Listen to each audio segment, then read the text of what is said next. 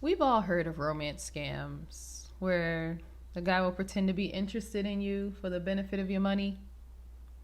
But do you know that men will scam you for the benefit of marriage?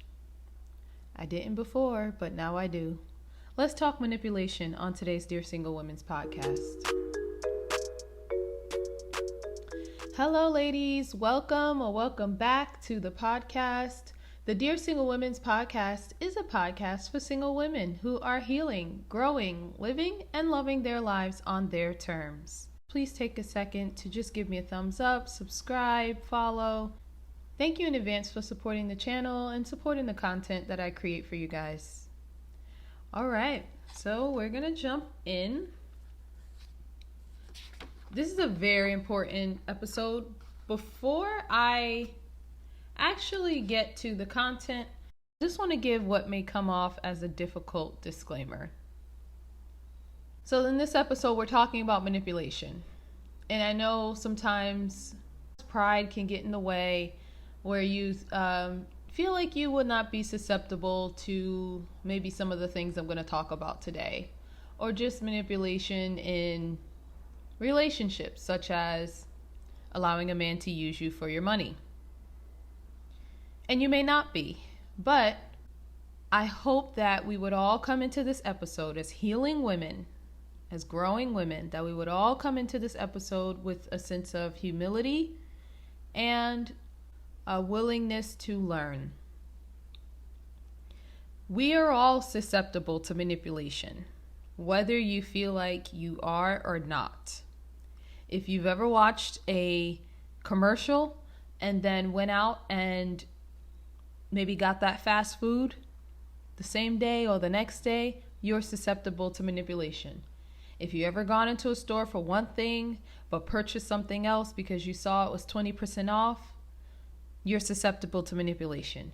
You didn't actually get 20% off, you spent 80% of something you had no intention of spending when you stepped out of your car. We're all susceptible to manipulation. You may not have never fallen for a multi-level marketing scam.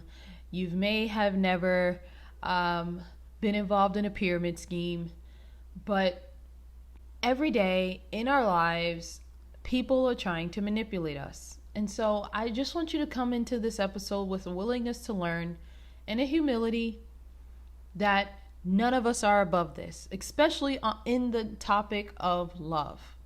None of us are above manipulation and scams. And so I create this episode for you so that we can learn together, so that we're not so easily susceptible, because everyone is. There's a reason why manipulation is studied, discussed, and explicitly taught to people. It's because it works. And just to bring some scripture into it, take heed unless you fall. We are all susceptible to this. I thank you for just your time, your ear, your humility, your softness as we go through this episode. All right, so I want to share a little bit. I did share with you last week the end result of that crazy situation that I went through with this guy I met on Plenty of Fish. But I just want to share a little bit of the realizations that I've come to since last week.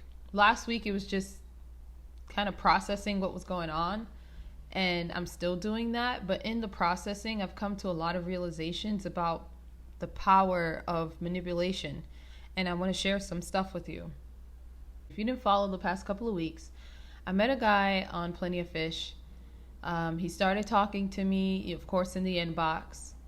I sensed the connection. He seemed nice. After a few messages, he asked to take it offline, which is a good thing. Typically in the online dating space, you don't want to develop a pen pal. It often shows the guy's not serious.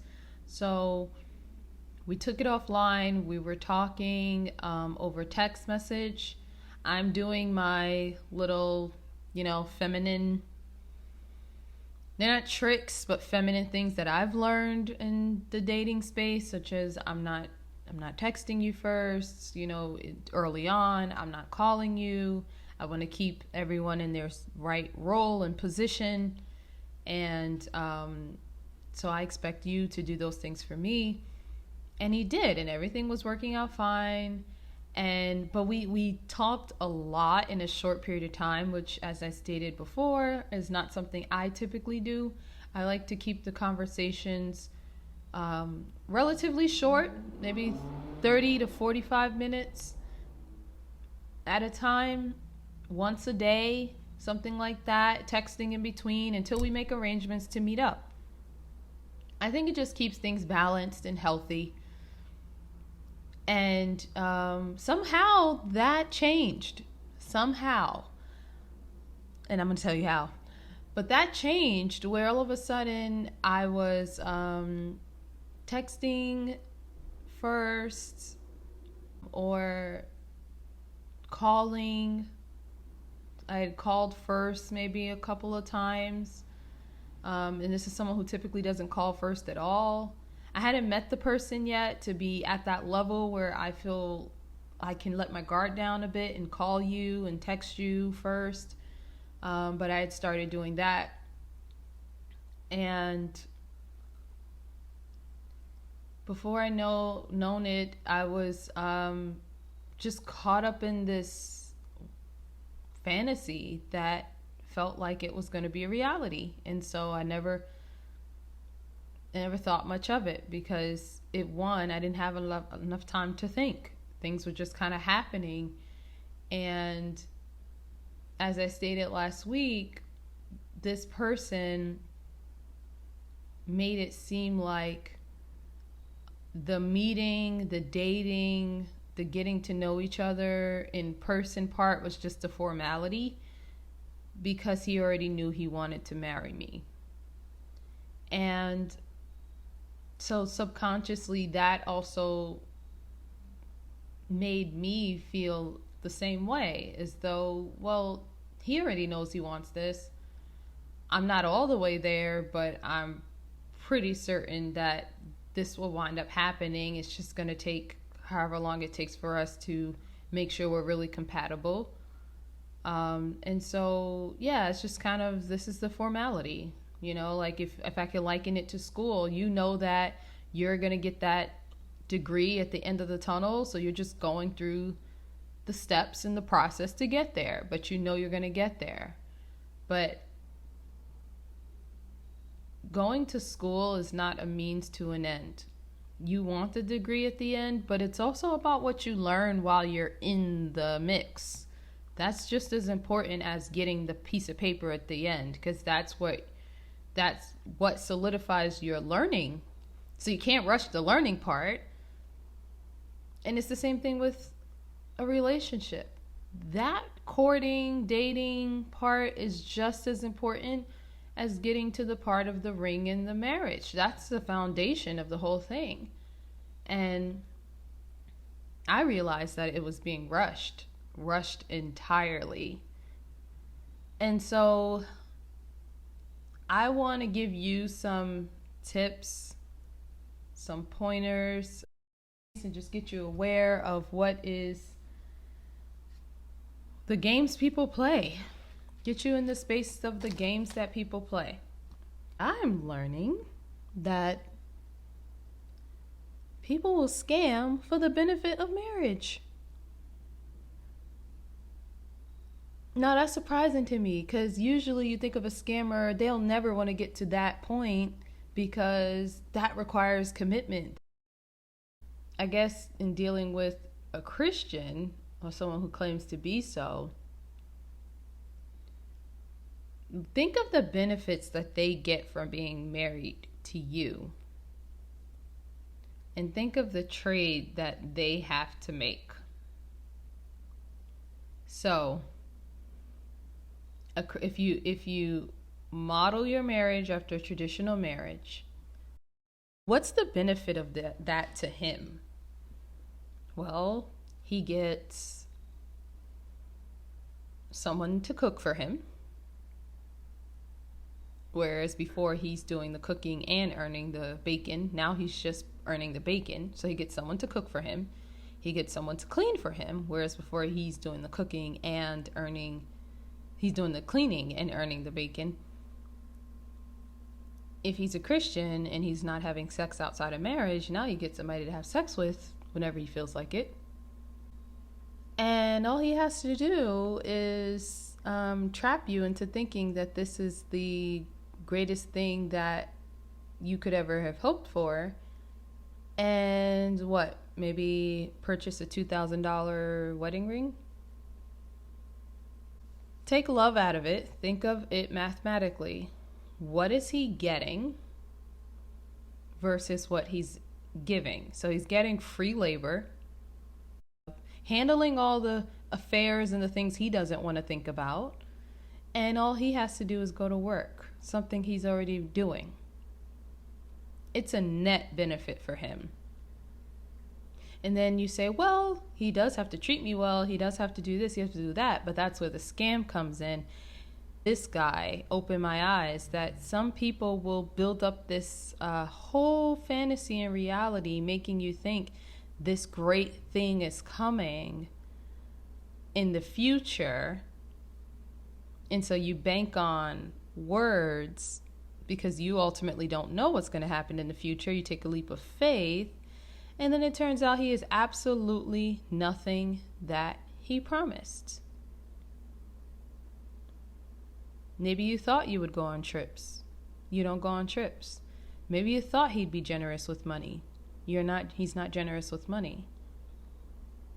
And then now as a Christian, you have to struggle with balancing what you know doesn't feel right with submitting and respecting your husband. Who maybe you say, well, okay, he said he would be generous with money and I wouldn't have to ask for purchases and to make purchases and things like that, but now I do. Okay, well, I'm going to get out and work on my own. Then you get accused of not being a wife submitting to your husband's leadership, right? So a lot of that requires that you put your trust in a man, but if he is a scam artist, he can sell you this pipe dream that he has absolutely no intention of fulfilling. Meanwhile, you're still expected to keep your house clean, or as he probably would say, keep his house clean, do the dishes, have sex with him when he wants, right? Because then he'll hit you with another scripture about how the scriptures say you're not supposed to deprive your one another, that you belong to him, he belongs to you. You're not supposed to deprive one another lest the devil can come in and, create problems. They're going to expect you to hold up your part and then tell you how you're not being obedient to God, but they didn't hold up their fundamental part, which is Ephesians 5, husbands, love your wives as Christ loved the church and gave himself up for her. That kind of love is not somebody that's going to rule with an iron fist. It's not somebody who's going to bait and switch. It's not somebody who's going to treat you any less than God treats you.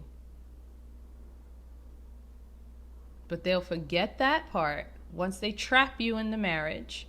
And I'm going to go into some of the ways they do that. And they'll still expect the other part to be held up. Submission, not depriving your husband, following under his leadership. And you'll be sitting there wondering, how did I get here? Because he manipulated you into thinking that he was that guy who can handle biblical, godly leadership from a husband. Because trust me, it doesn't work that way. It doesn't work in manipulation. But he manipulated you into believing he could be all those things. And then you come to find out he actually wasn't. So yeah, people don't just scam for money. And I think this is one of the fundamental things I can help us with. People do not just scam for money. People scam for benefits. Take it out of money. There's benefits. to a traditional marriage. You are a benefit to a man. Some will scam to get those benefits without putting in the work and doing their part. If you are not discerning enough. And I want to highlight that because when you get married, it is putting a lot of faith into this man that he'll be the person he claimed to be. And you, as a godly, good woman, he won't have to worry about that on your part. You're not going to tell him, oh, I love to cook and you hate to cook. And even if, let's say you made yourself seem better than you are, maybe you're not a good cook and you like, I need to go take some lessons now because we're about to get married. I don't think that your heart and your intentions are wrong and evil. But for scam artists, I think it is. Because at the end of the day, everybody needs to eat, right? So you can't really scam out of like a meal. At the end of the day, people need to eat. You need to eat. So you'll figure out how to get some food on the table, even if you're not as good at it as maybe you let him believe. But a person saying, I'll be that husband, I'll be that support, I'll be that provider, you won't have to work, you won't have to worry about anything, I'm here for you. You got to put faith in that. And then you marry him and he's absolutely nothing like that. I might have to find the statistics for you, but married men live a lot longer than men who are not married. Marriage is a benefit to the man. It benefits us too, but in a traditional marriage, it benefits the man because all those things I mentioned, he no longer has to worry about. Married men live longer than single men. I want you, as a woman who wants to marry one day, to recognize the inherent value that you provide to a man and make sure he's worthy of it. And make sure it's really your decision and not his decision, manipulating you into you thinking it's your decision. So I want to move into some of the things that I have learned about manipulation. I want you to be intentional about this section of the episode. Get a pen and paper, take some notes. This is all for our learning. So here are my tips for you to avoid manipulation and possibly getting scammed into a horrible marriage. If you ever feel out of control, it's because you are. If you feel like this is all happening to you, it's because it is. You are not in control of that situation. You are being manipulated. Another thing I have for you, real relationships are not whirlwinds. I'm not saying real relationships are boring. I'm not saying they're devoid of romance. Real relationships, it means you're present for the journey and the experience. So if you feel like this is just all happening really fast, that you can barely get your bearings, like you're caught up in a little twister tornado, you're in a whirlwind experience. And he is cultivating that on purpose so that you don't have time to think about what is actually happening. Another thing I have for you, scam artists cut bait when the mark realizes what is going on.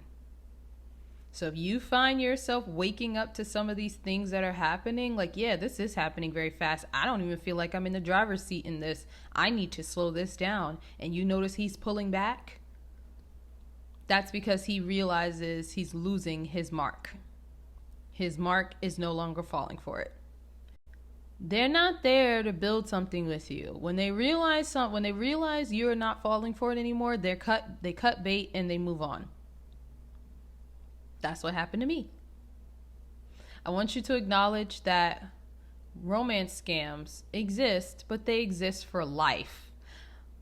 Just like I stated, often we see, these men just kind of hit their marks and they move forward. But some men will romance scam for life because of the benefits that he gets from it. And then hopefully he gets to trap you with children, and then you almost really feel stuck, because a lot of Christians are against divorce. So notice and understand, some men will play the long con. They'll give you a $2,000 ring for what they're going to get a lifetime of benefit from. So notice that. Another thing I can tell you, catch the small discrepancies. That guy, at one point in the beginning, told me that I don't really even look at pictures. I didn't even, it wasn't your pictures that really grabbed me. It was your headline. Well, you said, feminine woman looking for love. He said that's what caught his eye. He thought it was honest. He thought it was refreshing. He thought that it was clear and to the point. A couple of days later, he says, I looked at your picture, and when I saw your picture, I saw a wife. But which one is it? I thought you didn't look at the pictures. They weren't the biggest issue for you. It was what I wrote that really grabbed you. Which one was it? Catch the small discrepancies. Scam artists, they're good at what they do, but they're not perfect because they're human. If you are really paying attention, you will catch the discrepancies. Now, the key is to not already be too much in like with this person where you are willing to just overlook it. Here's another tip for you. It's to just guard your senses, guard your, as this preacher used to say, guard your ear gate, guard your eye gate, guard your senses. Scam artists like to appeal to the flesh. Whether it be you're so beautiful, you provide so much value to their lives, or if they're trying to appeal to you in a sense of engaging your imagination, right? Wanting you to see something different than what is actually there, creating a reality that you don't currently exist in with the person. Make sure that you're mindful of the access you give to them to influence you. He influenced me just through words because I gave him access to my ears. I listened. I don't like guys to immediately take over my time. This was just one of those things. Maybe God had me go through this for your benefit, for my future benefit. I don't know. This was just one of those weird things. But don't allow them to have so much access to your ears, your eyes, etc. Because just know that that is how people influence. That is how people manipulate.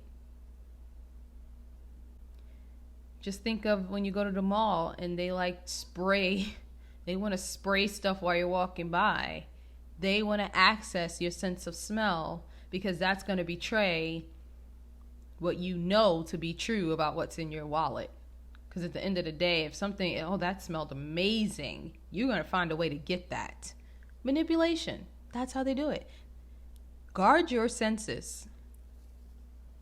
Okay, another thing I have for you is be careful about the information you're sharing with these guys.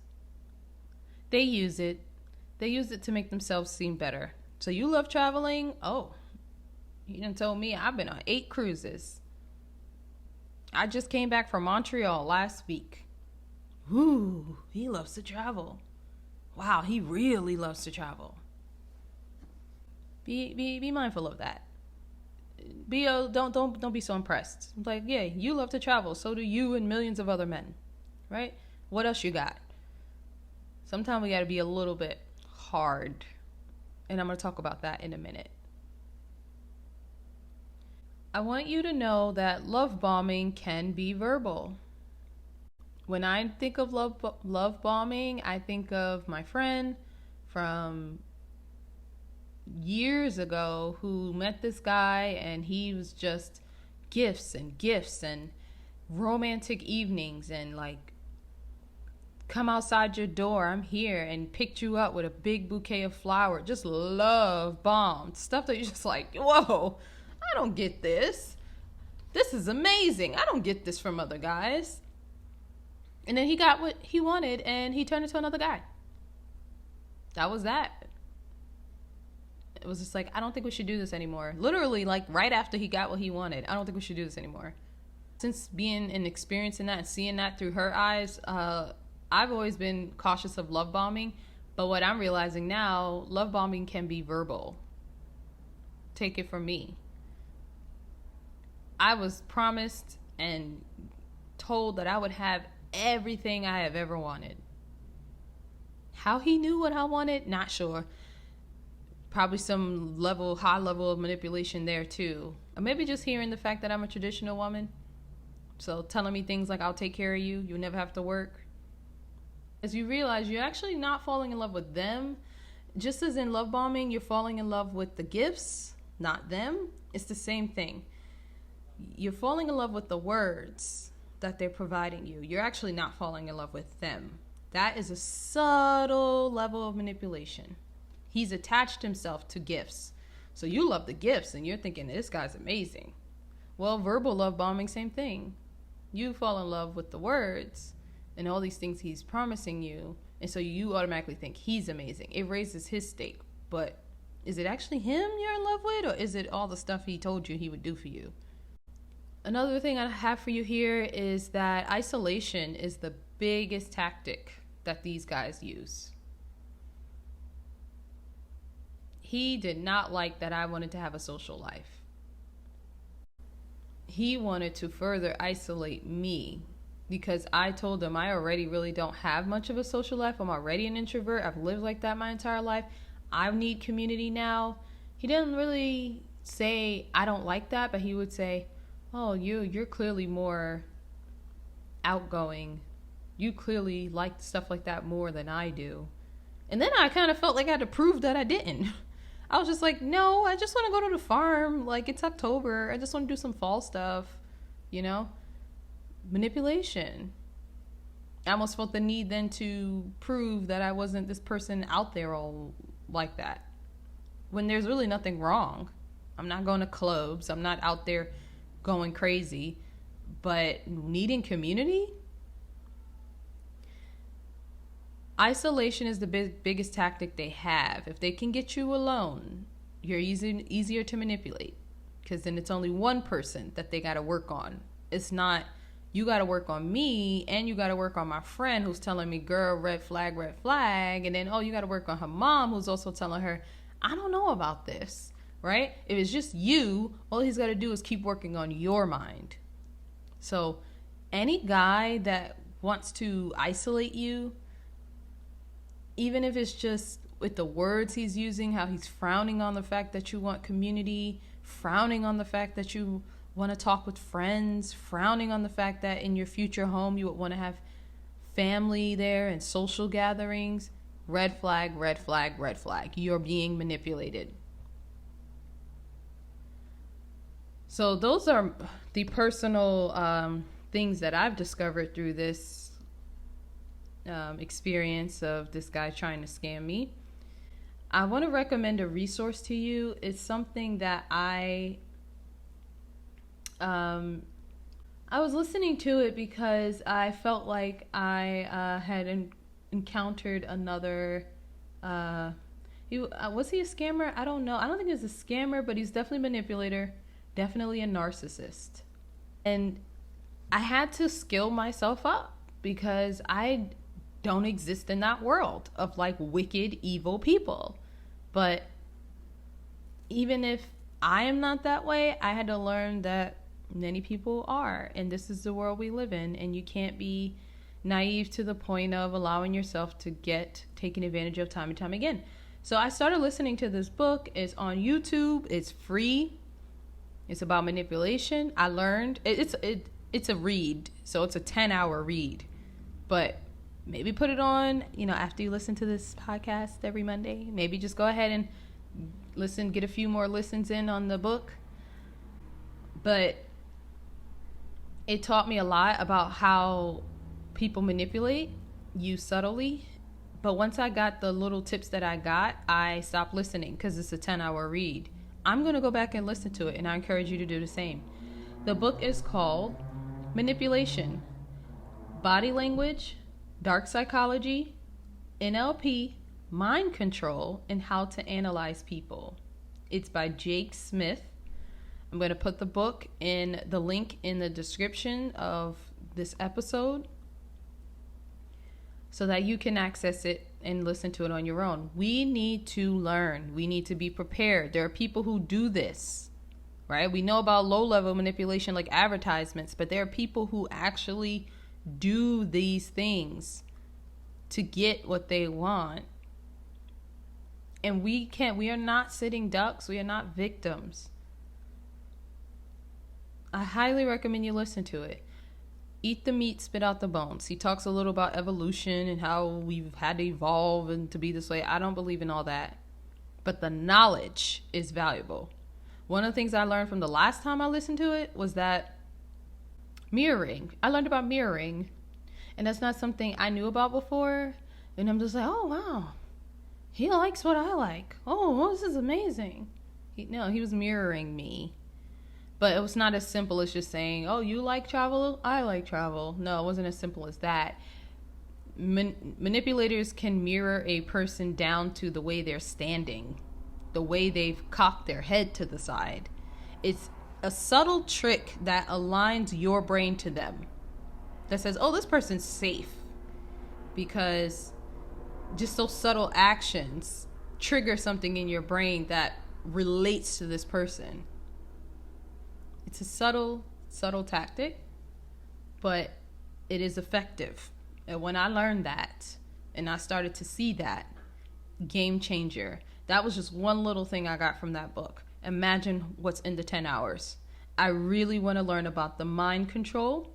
It was subtle mind control that I experienced with this guy. And I want to make sure as I come out of every experience, I want to come out learning more and being better for my future. And so I wanted to recommend that resource to you.